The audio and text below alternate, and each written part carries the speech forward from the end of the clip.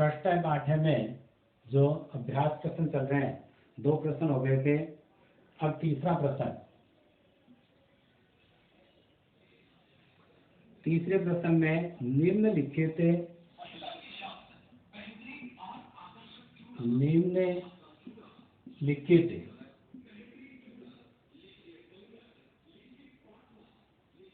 श्लोकस्य भावार्थम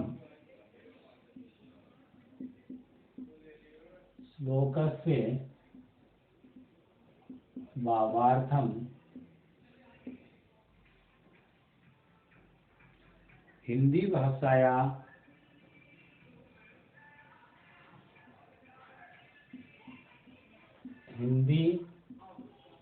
भाषाया आंग्ल भाषाया वा लिखत।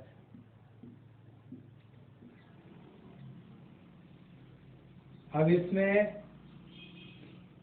यो मां पुत्र प्रीत्या पोषयति स्वामिनो गृहतस्य रक्षा नियोग करणान मया भ्रष्ट वये मिष्टदपि। पाठ में जो कुत्ते के द्वारा बालक को बात कही गई थी श्लोक के माध्यम से, वह श्लोक दिया है। जिस श्लोक के लिए ये श्लोक दिया और इस श्लोक का हिंदी अर्थ या अंग्रेजी अर्थ, तो अंग्रेजी में लिखते नहीं है अपन, यहाँ केवल हिंदी माध्यम में हिंदी में लिखते हैं। तो हिंदी भावार्थ लिखना है और श्लोक जो दिया गया है ये पाठ में से दिया गया है, तो उस श्लोक का हिंदी अर्थ पहले जो पाठ का हिंदी अनुवाद हुआ है उसमें साथ हो गया, तो ये प्रश्न हमें करने की आवश्यकता नहीं है। तीसरा प्रश्न अपना पहले हिंदी अर्थ हो चुका है। अब देखिए चौथे नंबर पर जो प्रश्न है, चौथा प्रश्न आता है भ्रांतो बालः भ्रांतो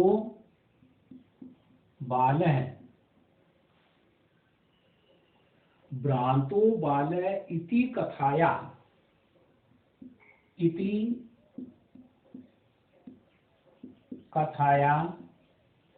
भ्रांतो बालः इति कथाया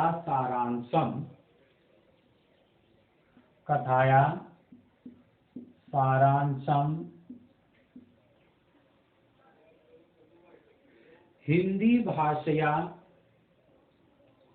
आंग्ल भाषया वा लिखत। हिंदी भाषया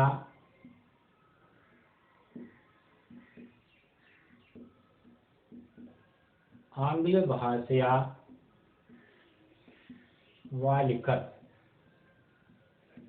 इसमें भी हिंदी या अंग्रेजी, तो ना हिंदी में सारांश किसका, भ्रांतो बालः जो कथा है, जो पाठ है, उसका हिंदी भाषा में सारांश लिखना है। तो यहाँ सारांश की बात करते हैं तो उस हिंदी अर्थ के अनुसार ही सारांश लिखा जाएगा। तो इसका पाठ का हिंदी अर्थ अपना हो चुका है, तो ये प्रश्न भी हो गया, यानी पाठ का हिंदी अर्थ हो गया। तो अपने इस पाठ में तीसरा और चौथा प्रश्न आपको नोटबुक में नहीं करने। क्यों? ये पहले हो चुके हैं कि दोनों में ही पाठ का हिंदी अर्थ जो हुआ है उसमें ये दोनों आ गए। अब देखिए पांचवा प्रश्न,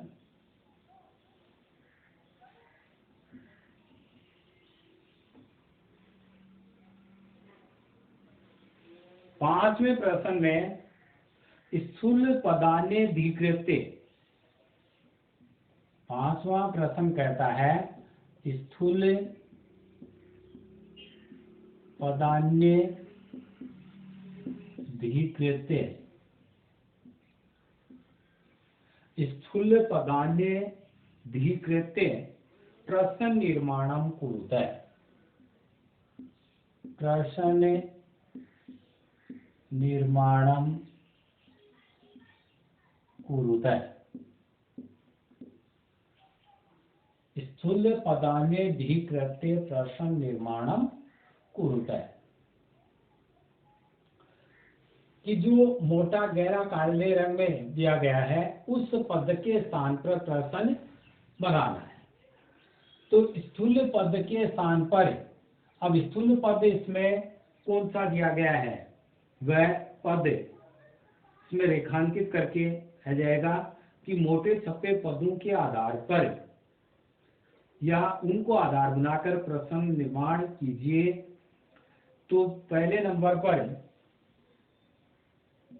क में दिया है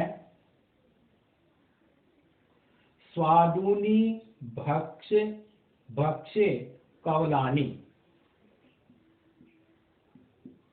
स्वादुनी भक्ष्य कवलानी। स्वादुनी भक्ष्य कवलानी ते दास्यामि। ते दास्यामि। ते दास्यामि। अब इसमें यहाँ ये स्वादुनी पद रेखांकित अर्थात स्थूल पद है। स्थूल पद कौन सा है इसमें, स्वादुनी। कि स्वादिष्ट कलियां मैं आपको दूंगा, खाने के लिए दूंगा। तो स्वादुनी, तो इसमें प्रश्न बनाओगे तो की दृशानी। स्वादुनी के स्थान पर आ जाएगा की दृशानी भक्ष्य कवलानी। भक्ष्य कवलानी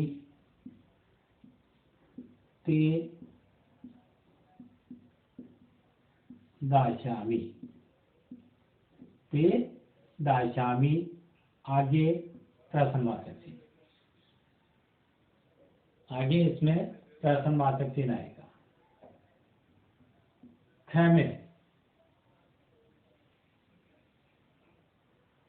ख में दिया है चटक स्वकर्मणि।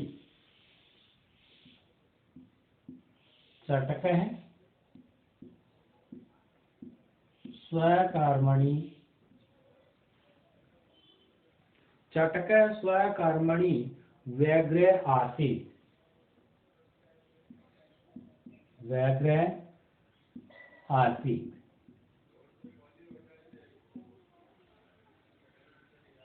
चिड़ा अपने कर्म में व्यस्त था। तो इसमें स्थूल पद है स्वकर्मणि, रेखांकित पद क्या होगा, स्वकर्मणि।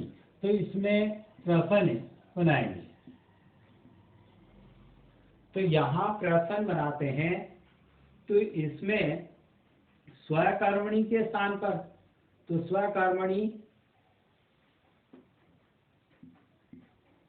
चटक है कस्मिन् व्यग्र आसीत्। चिड़ा किसमें व्यस्त था। तीसरा ग में कुकुर मानुषाणाम मित्रम अस्ति। कुकुर कुकुर केशाम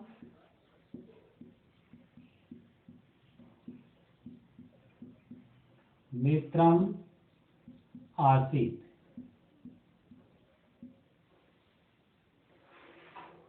कुकुर केशाम मित्रम आसीत्। सॉरी, इसमें ये यहाँ मनुष्याणाम,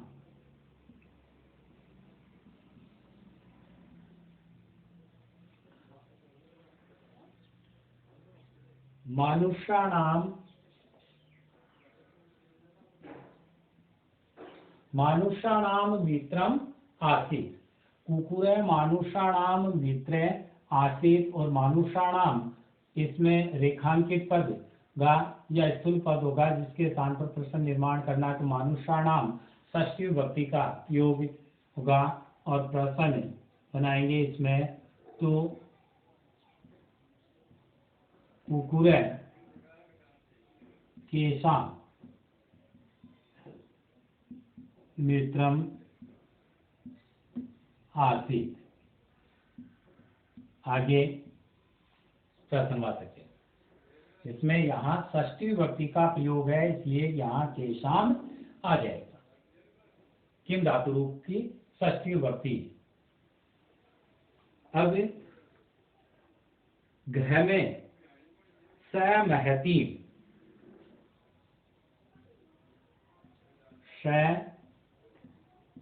सहमहतीम, सहमहतीम वेदुसीम लब्धवान, वेदुसीम लब्धवान। अब इसमें प्रथम हुआ स महती वेदुसीम लब्धवान, इसमें महती पद रेखांकित हो गया। तो द्वितीय विभक्ति स्त्रीलिंग में स, इसमें स काम लब्धवान,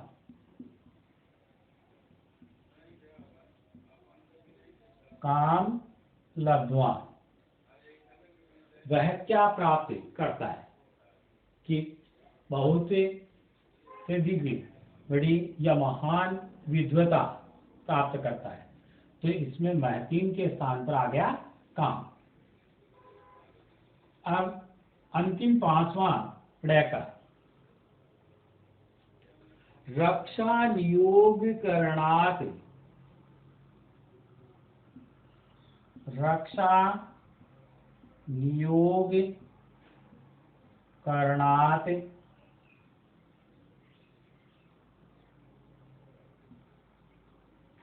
रक्षा नियोग करणात मया न भ्रष्टवयम् इति, मया न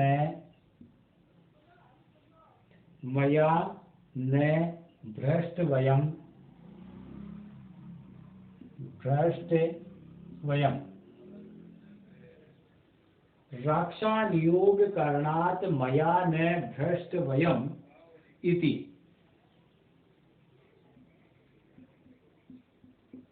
तो इसमें रक्षा नियोग करणात, रक्षा नियोग करणात पद प्रसंग निर्माण का, तो इसमें इस पद के स्थान पर प्रश्न निर्माण करना है, और करणात पंचमी विभक्ति का प्रयोग हो गया। तो इसमें प्रश्न बनाएंगे कस्मात् मया न भ्रष्टवयम् इति। आगे प्रश्नवाचक है, कस्मात् मया न भ्रष्टवयम् इति। इस प्रकार से ये यहाँ पांचवा प्रश्न।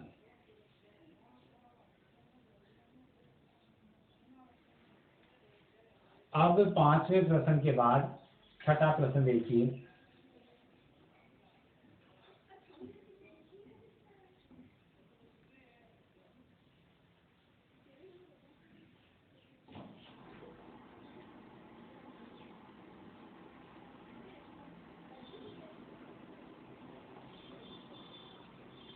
छठा प्रश्न कहता है, एतेभ्य नमः, एतेभ्य नमः वाक्य बन गया। एतेभ्य नमः इति उदाहरणं नुस्यते, इति उदाहरणं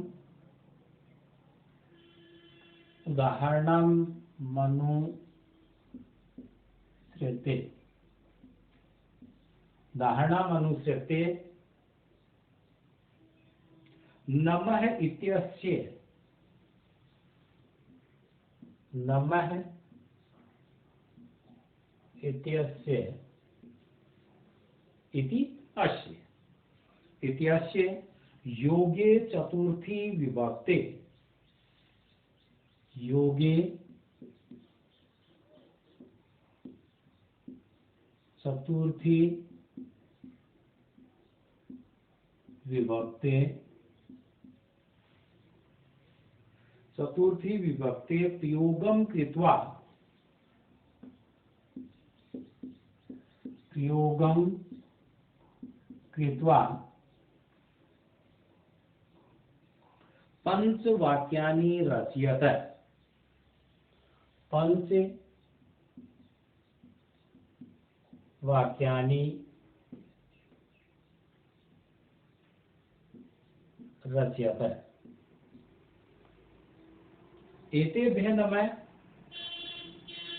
इस उदाहरण के अनुसार नमः के योग में चतुर्थी विभक्ति का प्रयोग करके 5 वाक्य बनाइए।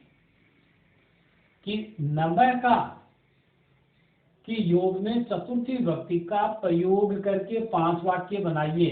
प्रयोग किसका करना है? नमः का प्रयोग करते हुए। किस प्रकार से? जैसे एतेभ्यः नमः उदाहरण बनाया, इस उदाहरण के अनुसार 5 उदाहरणों की रचना कीजिए।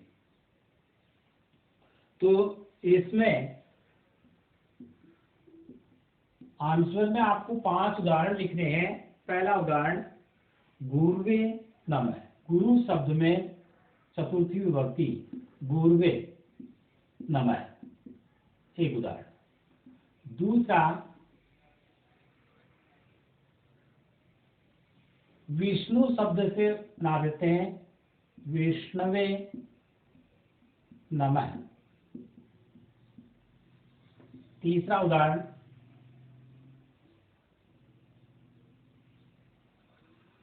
राम शब्द से बना दिया, राम में चतुर्थी रामाय नमः।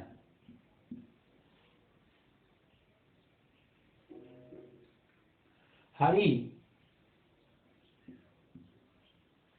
तो हरि शब्द रूप में हरये नमः, चौथा उदाहरण। और 5वें उदाहरण में सर्वेभ्यः नमः,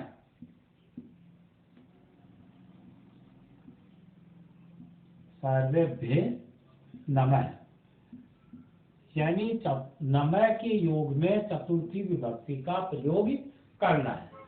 और इस प्रकार से इसमें 5 वाक्य बनाने। ये अपना छठा प्रश्न कि छठे प्रश्न में नमः का योग, नमः के योग में जो पंचमी चतुर्थी विभक्ति का प्रयोग होता है, तो इस चतुर्थी विभक्ति का प्रयोग करते हुए 5 वाक्य बनाने। 5 वाक्य कौन से होंगे? गुरुवे नमः, विष्णुवे नमः, रामाय नमः, हरये नमः, सर्वभ्यः नमः। ये यहाँ इसमें 5 वाक्य इस प्रकार से बनाने। अब इसमें सातवां प्रश्न,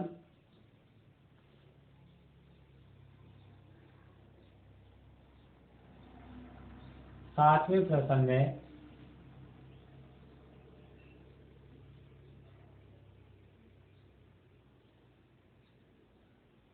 कै स्तंभे। अब 7 में 2 प्रश्न है, 2 भाग है। पहला है कि कै स्तंभे, कै स्तंभे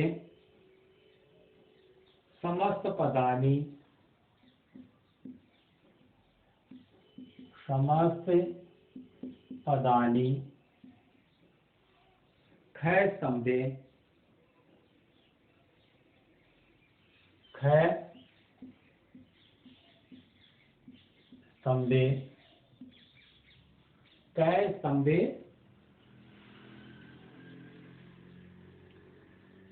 समस्त पदानि ख स्तंभे च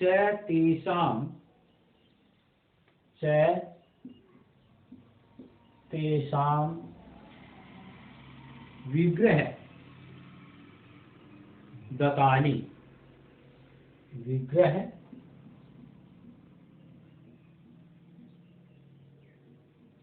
दत्तानि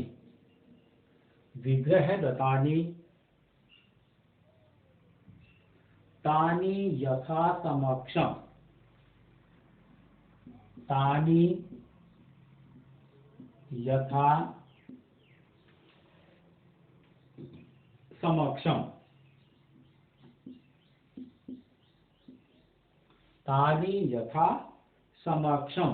लिखत कि तानि यथा समक्षम लिखत है। क स्तंभे समस्त पदानि ख स्तंभे च तेषां विग्रह दत्तानि तानि यथा समक्षम लिखत है।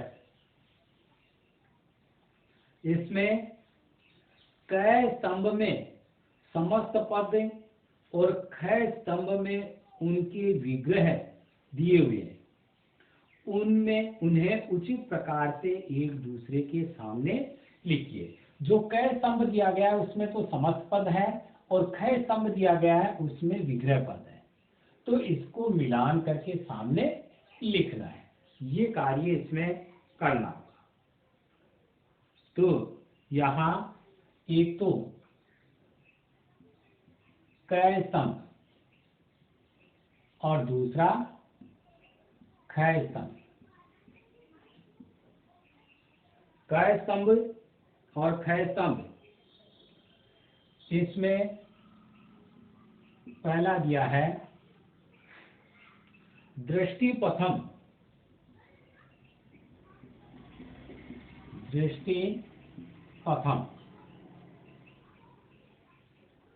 दूसरा पुस्तक दाशा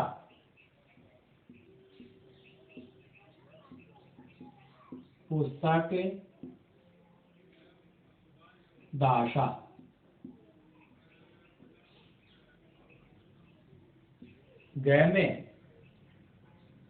विद्यावयसनी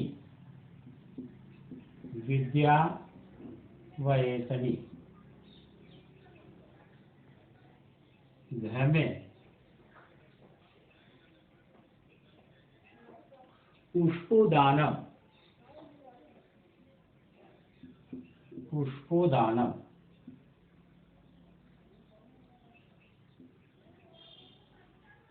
र में, इसमें 4 पद दिए गए। अब इसमें ये तो समस्त पद है, इसका विग्रह पद दिया गया है। तो पहले नंबर में ख स्तंभ में पहले नंबर में दिया है पुष्पाणाम उद्यानम।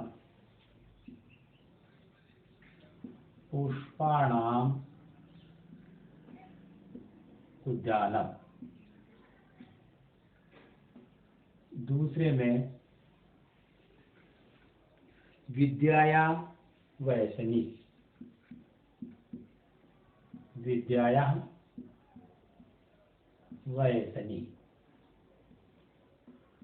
तीसरे नंबर में दृष्टे पंथा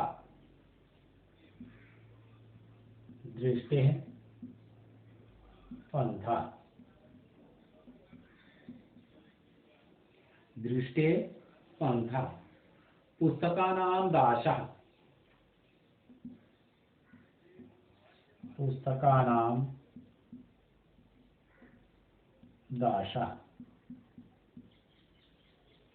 पर पहला कार्य ये कि जिस प्रकार से समस्त पद दृष्टि पथम दिया गया है उसमें विग्रह पद देख सकते हैं, तो ये ही पद आएंगे और इसमें आगे देख लेते हैं पद कौन से दिए। तो विभक्ति का प्रयोग करते हुए विग्रह पद दिया गया वो उसके सामने लिखना है। अब यहाँ इसमें आंसर लिख करके एक तो क स्तंभ और दूसरा ख स्तंभ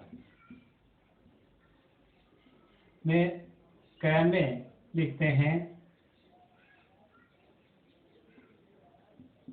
दृष्टि पथम। लिखा दृष्टि पथम। तो इसके सामने ख में इसमें जो तीसरा है 3 नंबर वाला है दृष्टि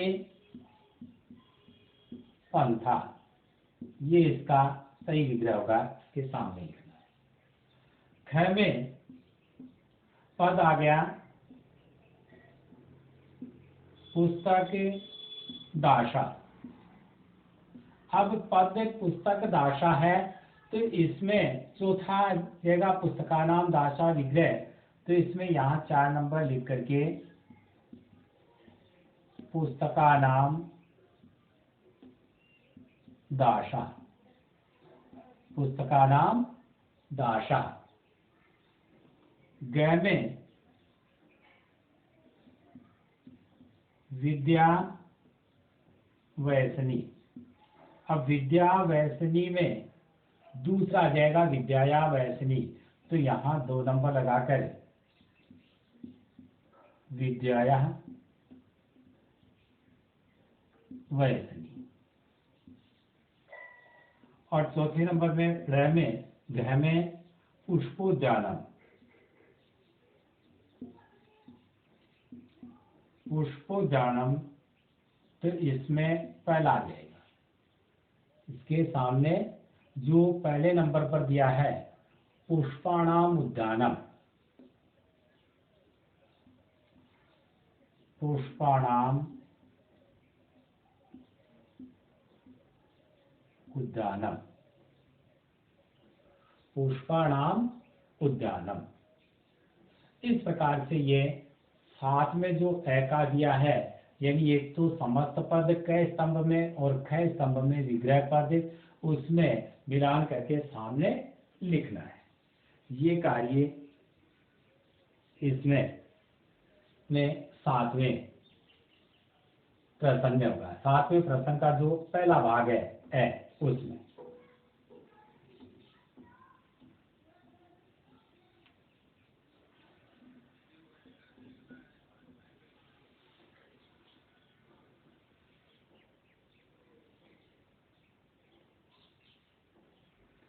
अब देखिए गृह कार्य में